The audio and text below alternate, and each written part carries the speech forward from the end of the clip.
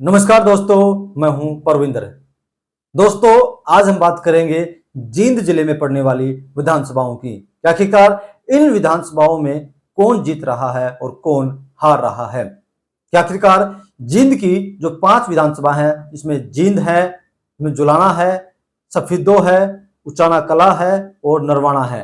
ये 5 विधानसभाएं जो हैं वो जींद जिले में पड़ती है। और किस सीट पर कौन जीत रहा है और किसको हार का सामना करना पड़ेगा, तो आप इस वीडियो में हमारे साथ अंत तक बने रहिए। आपको हम हर एक सीट का विश्लेषण बताएंगे कि आखिरकार किस सीट पर किसका मुकाबला किसके साथ है और किस सीट पर कौन बाजी मार सकता है। तो चलिए दोस्तों, सबसे पहले हम बात करते हैं जींद की। जब जींद की बात होती है तो दोस्तों, जींद जो है कि पुराना शहर है, एक ऐतिहासिक शहर है, एक ऐतिहासिक नगरी है। जींद को राजधानी बनाने की बात होती है और जींद जो है वो इनेलो का गढ़ रहा है, लेकिन अब इसमें सेंधमारी चल रही है। जींद से बात करें तो जींद विधानसभा से इस बार भारतीय जनता पार्टी ने एक बार फिर से कृष्ण मिड्ढा को अपना उम्मीदवार बनाया है। वहीं दूसरी तरफ अगर बात करें कांग्रेस पार्टी की, तो कांग्रेस पार्टी ने यहां से इस बार महावीर को चुनावी मैदान में उतारा है। दोस्तों, आपको बता दें कि 2019 में कृष्ण मिड्ढा ने ही बीजेपी के टिकट पर चुनाव लड़ा और वो विधायक बने थे। इस समय वो मौजूदा विधायक भी हैं। इससे पहले जब यहां पर उपचुनाव हुआ था तो वो भी कृष्ण मिड्ढा ने लड़ा था और उस चुनाव में भी बीजेपी ने जीत दर्ज की थी। इससे पहले ये इनेलो का गढ़ रहा है। लेकिन यहां की बात करते हैं तो कांग्रेस पार्टी के लिए कुछ ज्यादा नजर नहीं आ रहा। जिस तरीके से बीजेपी ने 2 चुनाव बड़े ही आसानी से, एक उपचुनाव, उसके बाद 2019 का चुनाव कृष्ण मिड्ढा ने जिस तरीके से आसानी से चुनाव जीत लिया था, तो उसके बाद हम यहां पर क्लियर कह सकते हैं, या यहां पर जो लोगों की जो राय है उससे ये बात निकलकर सामने आ रही है कि जींद में एक बार फिर से कमल खिलना तय है और कृष्ण मिड्ढा जो है यहां से फिर से विधायक बनेंगे। तो चलिए दोस्तों, अब बात करते हैं जुलाना की। इस बार जुलाना जो है एक हॉट सीट बनी हुई है। पूरे प्रदेश ही नहीं बल्कि देश की नजर भी जुलाना पर टिकी हुई है। उसकी एक बड़ी वजह है, वो है विनेश फोगाट, पहलवान विनेश फोगाट। पहलवानी के अखाड़े से राजनीति के अखाड़े में उन्होंने एंट्री मारी है, जिसकी वजह से ये सीट सुर्खियों में आ गई है। जुलाना सीट जो है अब से पहले इनेलो का पूरी तरीके से गढ़ रही है। और मौजूदा विधायक की बात करें तो यहां पर अमरजीत ढांडा जो है पहले जो है इनेलो के विधायक बनते थे, लेकिन जब इनेलो 2 फाड़ हुई, उससे जेजेपी अलग हुई, तो जेजेपी के अमरजीत ढांडा जो है वो 2019 में जीतकर विधानसभा पहुंचे। और वहीं दूसरी तरफ कैप्टन योगेश बैरागी को भारतीय जनता पार्टी ने अपना उम्मीदवार बनाया है। जेजेपी पार्टी से अमरजीत ढांडा है और कांग्रेस पार्टी से विनेश फोगाट हैं। इन सब के बीच में एक और नाम है यहां पर चौंकाने वाला, बीएसपी और इनेलो के उम्मीदवार सुरेंद्र लाठर। इस बार यहां पर त्रिकोणीय मुकाबला देखने को मिल रहा है, क्योंकि जुलाना इनेलो का गढ़ रहा। इनेलो लगातार यहां से इनेलो के विधायक जीतते रहे, लेकिन 2019 में जब पार्टी टूटी, उसके बाद जेजेपी ने यहां से चुनाव में जीत दर्ज की। विनेश फोगाट ने जिस तरीके से सुर्खियां बटोरी, दिल्ली में जंतर मंतर पर जब प्रदर्शन हुआ, उसके बाद ओलंपिक में फाइनल मैच में वो 100 ग्राम वजन अधिक होने के कारण बाहर हुई। उसके बाद दीपेंद्र हुड्डा खुद उन्हें रिसीव करने गए और पूरे प्रदेश में जिस तरीके से खाप पंचायतें उनका स्वागत कर रही हैं, उसके बाद से हर कोई ये कह रहा है कि विनेश फोगाट की एक तरफा जीत है। हिंदुस्तान के लोग भी जुलाना की सीट पर टकटकी लगाए बैठे हैं कि क्या विनेश फोगाट एक तरफा जीत रही है। दूसरी तरफ बीजेपी ने कैप्टन योगेश पर दांव खेला है। युवा चेहरा है, पूर्व सीएम मनोहर लाल के करीबी हैं और मौजूदा सीएम सैनी के भी वो काफी करीबी व्यक्ति हैं। लेकिन इस बार यहां पर त्रिकोणीय मुकाबला होने जा रहा है, क्योंकि सुरेंद्र लाठर जो हैं वो भी इस बार खेल बिगाड़ेंगे। इनेलो के जो उम्मीदवार हैं सुरेंद्र लाठर, क्योंकि यहां पर लाठर गोत्र के कई गांव पड़ते हैं। तो सीधा सीधा मतलब ये है कि इस बार यहां से जो जाट समुदाय का जो वोट है उसमें सुरेंद्र लाठर सेंधमारी करेंगे, और अगर सेंधमारी होती है तो इसका सीधा सीधा नुकसान कांग्रेस पार्टी को उठाना पड़ेगा। दूसरी तरफ जेजेपी के जो मौजूदा विधायक हैं अमरजीत ढांडा, वो भी यहां से चुनाव लड़ रहे हैं। हालांकि जेजेपी पार्टी इस चुनाव में काफी कमजोर नजर आ रही है, लेकिन ये इलाका जेजेपी पार्टी का गढ़ रहा है, तो हम ये नहीं कह सकते कि अमरजीत ढांडा को यहां से वोट नहीं मिलेंगे। वो भी यहां से सेंधमारी करेंगे, अच्छे खासे वोट हासिल करेंगे। ऐसे में अगर इनेलो और जेजेपी दोनों की दोनों अगर वोटों में सेंधमारी करेंगी तो उसका सीधा नुकसान उठाना पड़ेगा कांग्रेस पार्टी को, और फिर मुकाबला बनता है कांग्रेस पार्टी और बीजेपी के अंदर। कैप्टन योगेश युवा चेहरा है, युवा जोश है, और लगातार वो लोगों के बीच में जा रहे हैं। दूसरी तरफ विनेश फोगाट को लोगों की हमदर्दी मिल रही है, लोगों की हमदर्दी के सहारे वो अपनी नैया पार कराना चाहती हैं। लेकिन यहां पर कांटे की टक्कर हो रही है, यहां पर काफी करीबी मुकाबला हो रहा है, यहां पर लोगों की सांसें थम रही हैं कि आखिरकार इस बार जो है जुलाना सीट पर क्या विनेश फोगाट लोगों की हमदर्दी के सहारे चुनावी नैया से पार हो पाएगी, या फिर उनकी राजनीति पर, या यूं कहें कि उनका जो विधानसभा जाने का जो सपना है, क्या वो इस बार टूट जाएगा।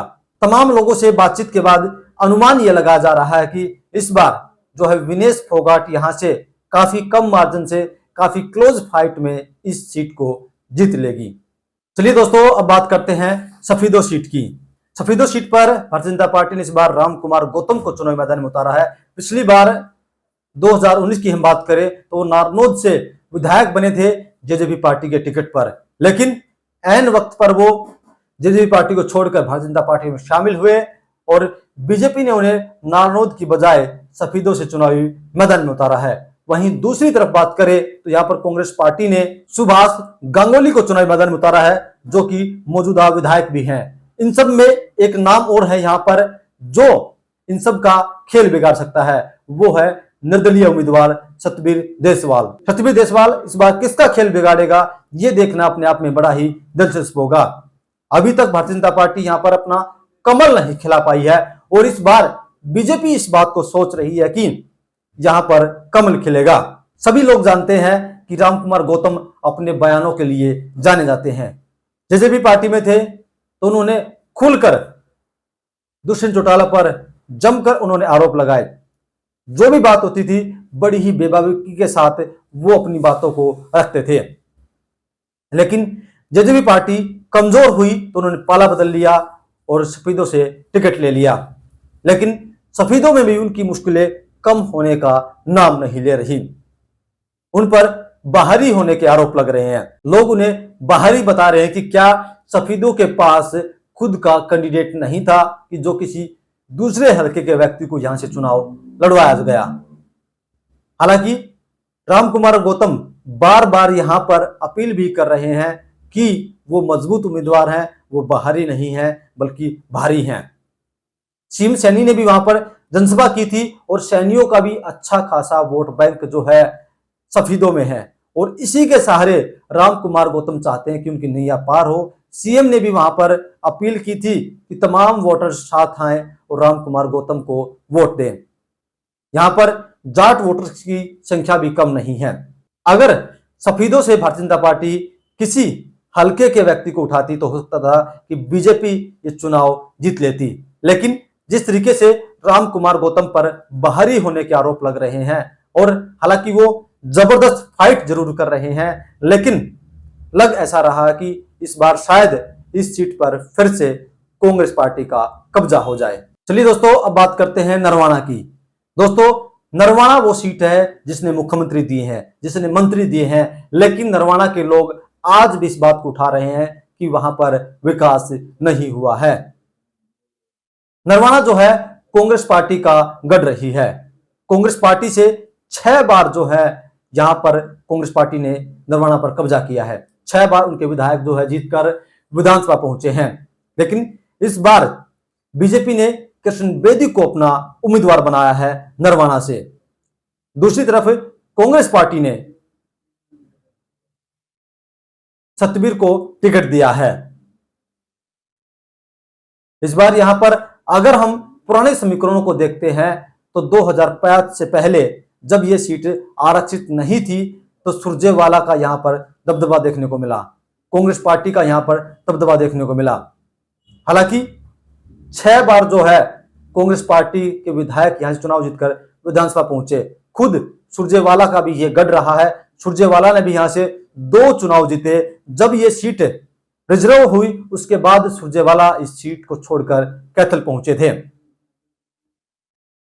उसके बाद चौटाला परिवार का भी यहां पर कब्जा रहा है, या यूं कहें कि ओम प्रकाश चौटाला 2000 में नरवाना से चुनाव जीतकर मुख्यमंत्री बने थे, लेकिन उसके बावजूद भी यहां के लोग अनदेखी का आरोप लगा रहे हैं कि इस सीट ने मुख्यमंत्री भी दिए हैं लेकिन विकास नहीं हो पाया। अगर बात करें चौधरी वीरेंद्र सिंह की तो उनके पिता ने भी यहां से चुनाव लड़ा था और वो भी यहां से चुनाव जीतकर विधानसभा पहुंचे थे।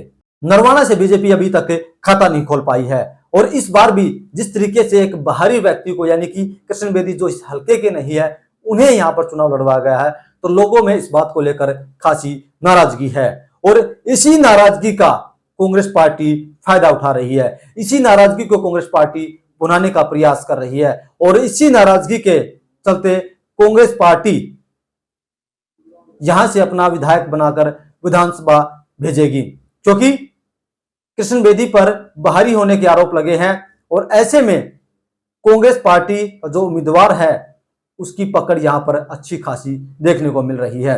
इसलिए यहां के जो लोगों की राय है, जो यहां पर जो समीकरण बन रहे हैं उसके हिसाब से हम कह सकते हैं कि नरवाना की सीट जो है कांग्रेस के खाते में जा सकती है। चलिए दोस्तों, अब बात करते हैं उचाना कला सीट की। उचाना कला सीट जो है हरियाणा की हॉट सीट है, क्योंकि इसकी 2 बड़ी वजह है। एक तो पूर्व डिप्टी सीएम दुष्यंत चौटाला वो यहां से चुनाव लड़ रहे हैं और वहीं कांग्रेस पार्टी की बात करें तो विजेंद्र सिंह वो यहां से चुनाव लड़ रहे हैं, जबकि भारतीय जनता पार्टी ने देवेंद्र को यहां से चुनावी मैदान में उतारा है।